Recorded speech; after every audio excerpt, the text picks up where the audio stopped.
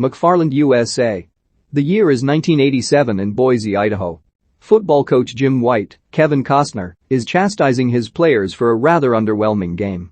One of his players starts to give off a bit of an attitude. After having had enough, Jim orders the player to leave.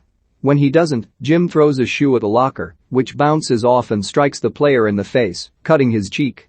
Following this incident, Jim is forced to move away with his wife Cheryl, Maria Bello, and two daughters, Julie, Morgan Saylor, and Jamie, Elsie Fisher. They settle down in McFarland, California in a predominantly Hispanic neighborhood. On their first night there, the family goes to a small restaurant and leaves to find a large gathering of Latinos in cars surrounding the place. One man makes suggestive motions toward Julie, prompting the family to leave faster. Jim starts his new job as the life science teacher, PE and football coach assistant at school the next Monday. He meets Principal Camilo Valente Rodriguez, who pairs Jim up with the current football coach. Jim later sends the students to do a lap, while three boys, the Diaz brothers, Danny, Demasio, and David, Ramiro Rodriguez, Michael Aguero, and Rafael Martinez, are forced by their mother to leave. The football team plays a game against another school. One of the players, Johnny Samaniego, Hector Duran, gets injured on the field. The coach wants him to get back out there, but Jim orders Johnny to sit this one out. The home team then loses the game to an embarrassing 63-0. As the family continues to adjust, Jim's neighbor gives him a rooster as a gift. He goes to the store to buy it some feed. Outside, he sees some of his students drinking water from a hose. A man named Javi, Rigo Sanchez, picks up his nephew Victor Puentes, Sergio Avalar. The other boys tell Jim that Javi just got out while Victor's dad is still in there. The coach complains to Camilo about Jim's actions during the game and demands that he step down. Jim later sits out on the bleachers and watches the boys run a lap around the track with Jamie joining him.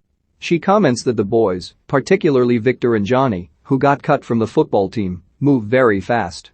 This sparks an idea in Jim. Jim goes to Camilo to convince him to let him start a track team to compete in the upcoming state championships. Jim also enlists Johnny's help to recruit 6 more runners for the team, starting with Victor. Johnny also asks the Diaz brothers, as well as 2 other students, Jose Cardenas, Johnny Ortiz, and Thomas Ballas, Carlos Prats. Thomas has gotten in trouble at school for being involved in altercations with other boys that mocked his younger sister for getting pregnant, so Jim negotiates for him to join the team to avoid suspension. Although the boys are initially reluctant, they agree to join the team and run with Jim across the town, with Danny lagging behind as he is the fattest of the team. After some training, the team goes to their first meet in Palo Alto. The boys from the other teams taunt the McFarland team with derogatory comments. The race commences, and the McFarland team lands in the final spot. Knowing the boys are disappointed, Jim takes full responsibility for the loss to not let them get discouraged.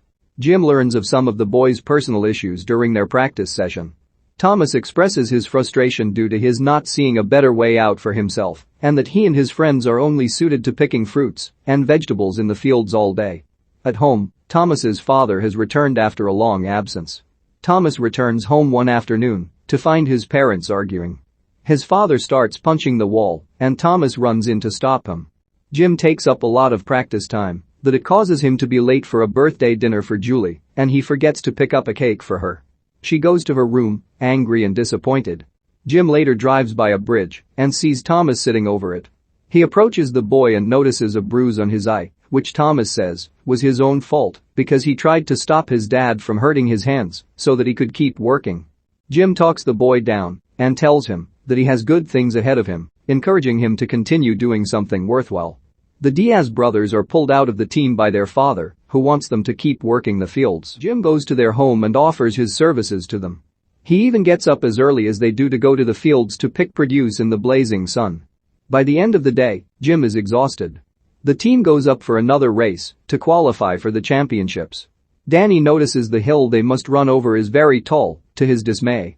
The team competes, and they manage to just break into the top 4 teams, enough to qualify. Meanwhile, a coach from Palo Alto gives Jim a card in case he is interested in an open full-time position. Cheryl befriends Javi's girlfriend Lupe, Martha Higuerita, when her car breaks down in the streets. Lupe invites Cheryl into her salon for a free manicure, while Javi fixes the car. The Diaz family later shows up to the White home to make tamales and organize a car wash for team fundraisers. The Diaz matriarch says the team ought to use better uniforms and shoes. She says Jim is a good man and then tells him to go take a shower. The team continues to practice harder, allowing Jim to bond with the boys. They name their team the McFarland Cougars. They even get new uniforms and shoes to go with it. The people in town learn that Julie just turned 15 and decide to help organize a quinceanera for her. They bring Cheryl, Julie, and Jamie to the salon while everyone sets up at home. Jim gets Julie a pretty dress and she loves the party. Thomas gives her a bracelet that his grandmother made. Later, Javi and Lupe offer to take Julie out for her own parade, with Thomas accompanying them. Not long after, their car is confronted by a group of punks that bother Javi. They attack the group while they push Julie out of harm's way. The authorities contact Jim, forcing him and Cheryl to drive to the scene and find Julie on the ground, unharmed but with scrapes on her legs and shaking tearfully. Jim is angry over this, despite being assured that Julie was protected. Jim meets with the Palo Alto district for the coaching position. The boys and his family know about this, and they are upset with him. He tells Cheryl that he could bring them the better life that he promised them. Cheryl argues that they have settled in just fine here, and it would be wrong for Jim to abandon the team and the friends they have made. The day arrives for the state championships. The whole community goes out to support the team.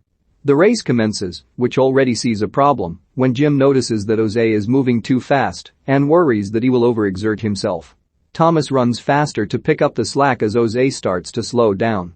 Thomas ends up crossing the finish line first, while the others come in closely.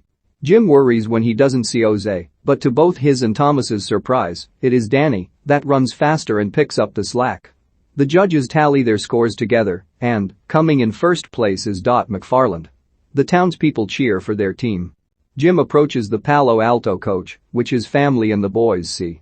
He comes back and smiles, simply stating, "McFarland." He hugs his family and then gets a hug from his team. The ending text says that the McFarland team won 9 state titles over 14 years, all of which Jim White coached. We see the real coach and team running by a hill, all of them now grown men. The boys went off to college, and some, including Thomas Vallis, the Diaz brothers, and Johnny Samaniego, went on to teach at the McFarland schools.